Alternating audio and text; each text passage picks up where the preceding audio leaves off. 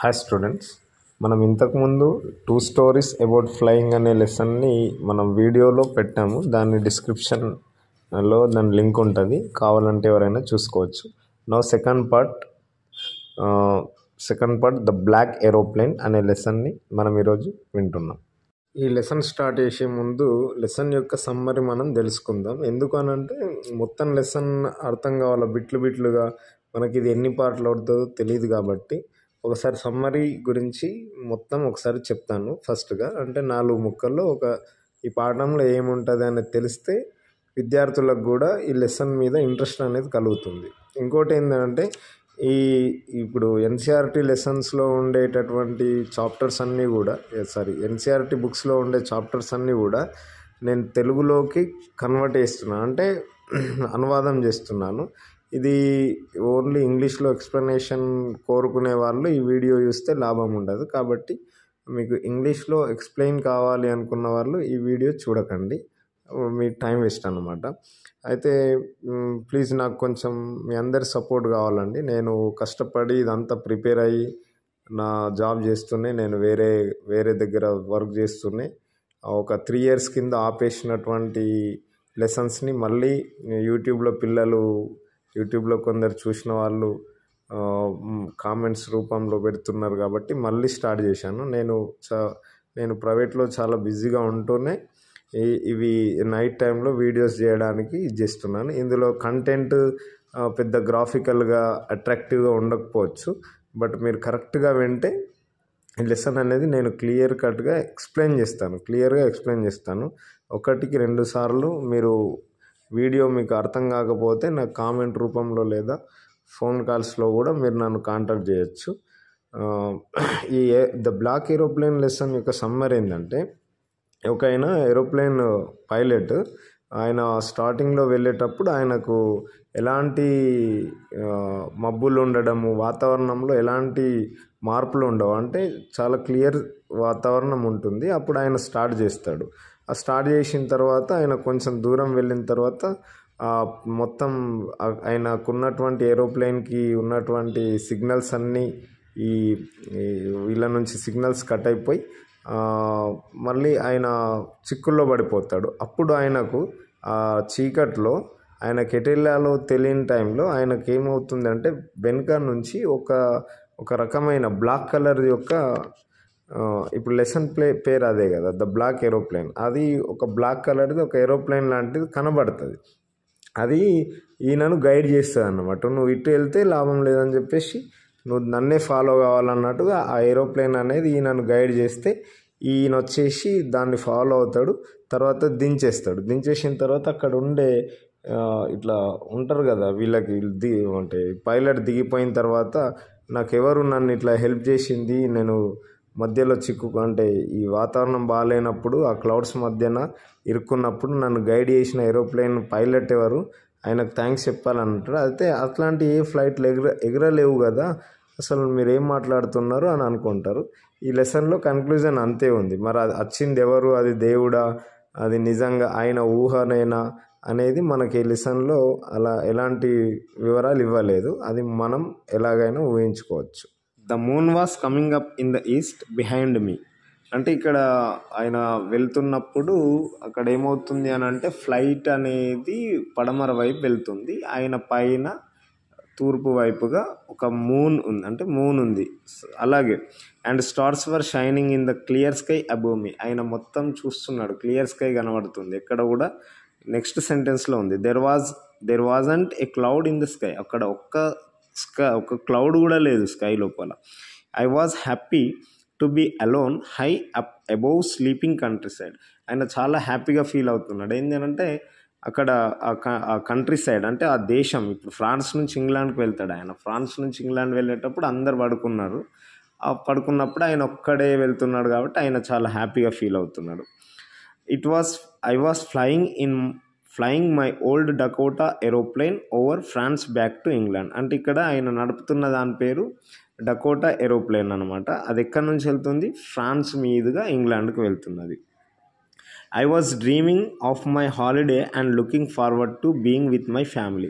ఆయన వెళ్తున్నాడు, హ్యాపీగా ఎందుకు ఫీల్ అవుతున్నాడు? రోజు చేసే డ్యూటీ రోజు హ్యాపీగా ఫీల్ అవుతాడా అంటే కాడు. ఎందుకు? రేపు హాలిడే ఉందన్నమాట. ఆ హాలిడేస్ని నేను మా ఫ్యామిలీతో ఎంజాయ్ చేస్తా అనే హ్యాపీనెస్తోని ఆయన ఫ్లై అవుతున్నాడు ఏరోప్లేన్లో. I looked at my watch 1:30 in the morning. అప్పుడు ఆయన ఏం చేసిండనంటే అప్పుడు ఒకసారి చూసుకున్నాడట. టైం చూసుకుంటే ఏమవుతుంది, 1:30 అవుతుంది. ఎప్పుడు? ఉదయం 1:30 గంటలు అవుతుంది. ఇప్పుడు ఆ పారాగ్రాఫ్ మొత్తం ఒకసారి ఎక్స్ప్లెయిన్ చేస్తాను, అంటే ఇంగ్లీష్లో చదవకుండా ఎక్స్ప్లెయిన్. ఏంటంటే ఆయన ఫ్లై అవుతున్నప్పుడు ఏమవుతుందట, తూర్పు వైపున మూన్ ఉంది, అది పైన. అలాగే స్కైలో ఎలాంటి స్టార్స్ ఉన్నాయి, ఎలాంటి క్లౌడ్స్ లేవు. అప్పుడు ఆయన చాలా హ్యాపీగా ఫీల్ అవుతున్నాడు. ఎందుకంటే ఆ దేశం అందరు పడుకున్నప్పుడు నేను మాత్రమే డ్యూటీ చేస్తున్నా, నేను మాత్రం వెళ్తున్నా, అలోన్గా వెళ్తున్నా అంటే వాడు హ్యాపీగా ఫీల్ అవుతున్నాడు. అట్లాగే ఇంకొక హ్యాపీనెస్ ఉంది ఆయనకు. ఎందుకు హ్యాపీగా ఉంది అని అంటే రేపు ఆయన డ్యూటీ దిగగానే వాళ్ళ ఫ్యామిలీతోని హాలిడేస్ని స్పెండ్ చేస్తా అని చెప్పేసి అనుకుంటున్నాడు. అయితే ఇంకొకటి ఏంటంటే ఇక్కడ ఆ టైం చూసుకున్నాడు ఆయన. టైం చూసుకుంటే అప్పుడు ఏమవుతుందంటే మార్నింగ్ 1:30 అవుతుంది అనమాట. ఇప్పుడు మనం సెకండ్ పారాలోకి వెళ్దాం. Second paragraph. I should call Paris control soon I thought. ఆయన ఏమనుకున్నా అంటే నేను ఇప్పుడు ప్యారిస్ కంట్రోల్ రూమ్కి కాల్ చేయాలి అనుకున్నాడు. ఎందుకంటే ప్యారిస్ దాటి వెళ్ళిపోతున్నాడు. ప్యారిస్ అనేది ఫ్రాన్స్లో ఉంది కాబట్టి. As I looked down past the nose of the aeroplane I saw the lights of a big city in front of me. అక్కడ నోస్ అది అంటే ఏరోప్లేన్ యొక్క ముందరి భాగం నుంచి కిందికి చూస్తే ఆ సిటీ యొక్క ఒక లైట్ కనబడుతుంది. వీళ్ళకి సిగ్నల్స్ ఇచ్చేటటువంటి లైట్, ఏరోప్లేన్ దించడము లేదా అంటే టేక్ ఆఫ్ అవ్వడం కానీ వీటికి సంబంధించిన లైట్ కనబడుతుందట. అప్పుడు ఆయన ఏం చేశాడు, I switched on the radio and said Paris control Dakota DS008 here, can you here me? I am on my way to England, over.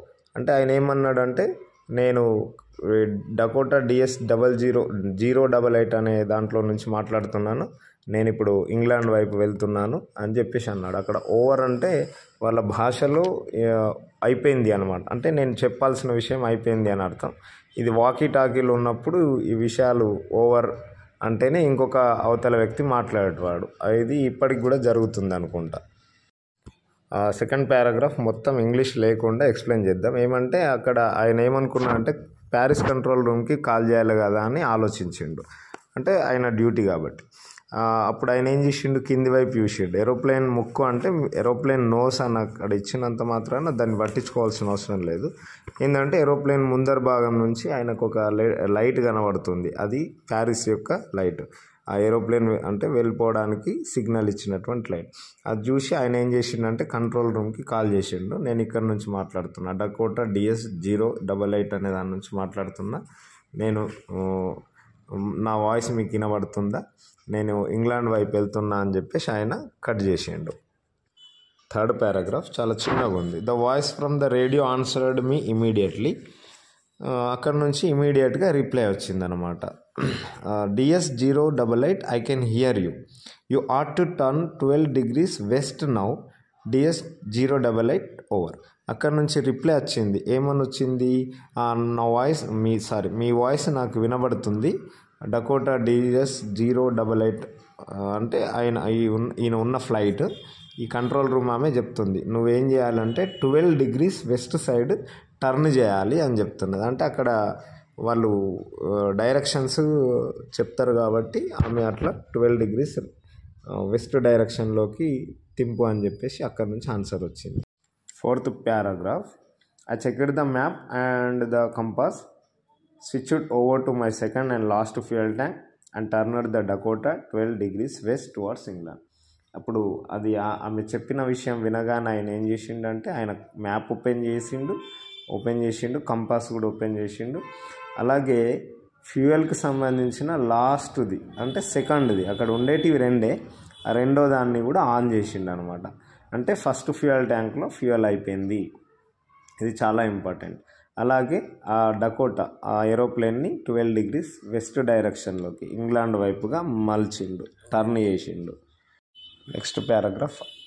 I will be in time for breakfast I thought. ఆయన ఏమనుకున్నాడంటే నేను కరెక్ట్గా రేపు ఇంగ్లాండ్లో breakfast టైంలో ఉంటా, a good big English breakfast. అంటే ఆయనకు నచ్చింది అన్నమాట ఆ అక్కడ ఇంగ్లాండ్కి సంబంధించినటువంటి breakfast. Everything was going well, it was an easy flight. ఇక అన్నీ మంచిగానే ఉన్నాయి, ఫ్యూయల్ ట్యాంక్ ఇప్పుడే సెకండ్ ఇది మార్చిన, అన్నీ బాగానే ఉన్నాయి, ఇది మనం ఎప్పుడు నడుపుతున్నదే కదా అని అనుకుంటున్నాడు ఆయన. ఈ పారాగ్రాఫ్ నుంచి ఆయనకు వచ్చినటువంటి సమస్యను మనం తెలుసుకుంటాం. అది ప్యారిస్ అనే పారాగ్రాఫ్ అని చూడండి. ఇది Paris was about 150 kilometers behind me when I saw the clouds. ఆయన ప్యారిస్ నుంచి 150 kilometers దాటేసిండు. అప్పుడు ఆయనకి ఏం కనబడ్డాయంటే క్లౌడ్స్ కనబడ్డాయి.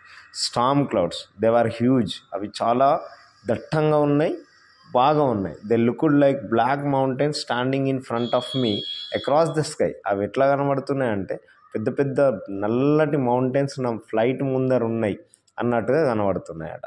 I knew I could not fly up over them and I did not have enough fuel to fly around them to the north are south. అయితే వాడికి అర్థమైంది ఏంటి అని అంటే, నేను వాటికంటే పైకి వెళ్ళి మళ్ళీ కిందికి రావడానికి, అంటే ఆ క్లౌడ్స్ను దాటేసి పైకి ఏరోప్లేన్ పంపించి మళ్ళీ ఇంగ్లాండ్లో కరెక్ట్గా రీచ్ కావాలి అని అంటే కావలసినంత ఫ్యూయల్ వాడి దగ్గర లేదు. లేదా ఆ క్లౌడ్స్ ఎంత దూరం ఉన్నాయో ఆ నార్త్ వైపో సౌత్ వైపో వెళ్ళి ఆ క్లౌడ్స్ అన్నిటి నుంచి అరౌండ్గా తిరిగి ఈ మళ్ళీ ఇంగ్లాండ్కి వెళ్ళాలి అని అనుకున్నా కూడా అక్కడ వాడికి ఫ్యూయల్ అనేది లేదు.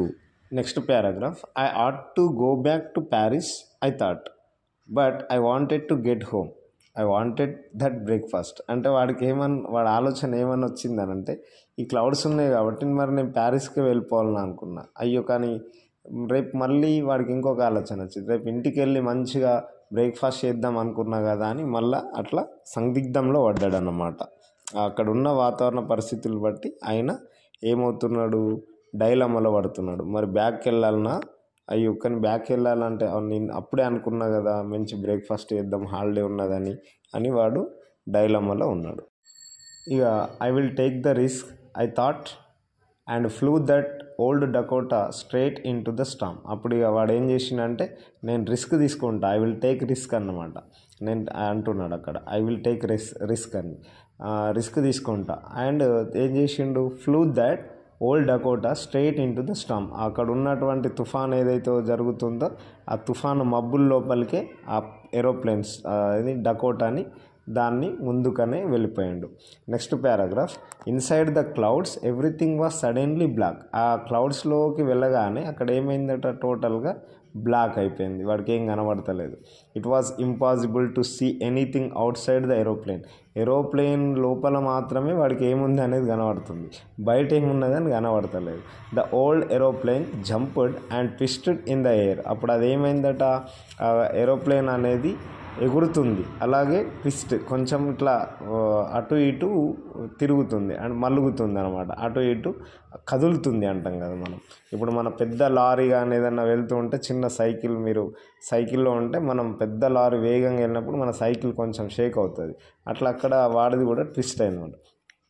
I looked at the compass, I could not believe my eyes, the compass was turning round and round. అప్పుడు వాడు ఏం చేసిండంటే, అందులోపల ఉన్నటువంటి కంపాస్ని చూస్తుండు, నేను కరెక్ట్ డైరెక్షన్ లోపలనే వెళ్తున్నానా లేదా అని చెప్పేసి చూస్తున్నాడు. కానీ అక్కడ అదేం జరుగుతుందట, కంపాస్లో ఉన్నదంతా రౌండ్గా తిరుగుతుందట, అంటే ఏ డైరెక్షన్లో వెళ్తున్నాం అనేది చెప్తలేదు.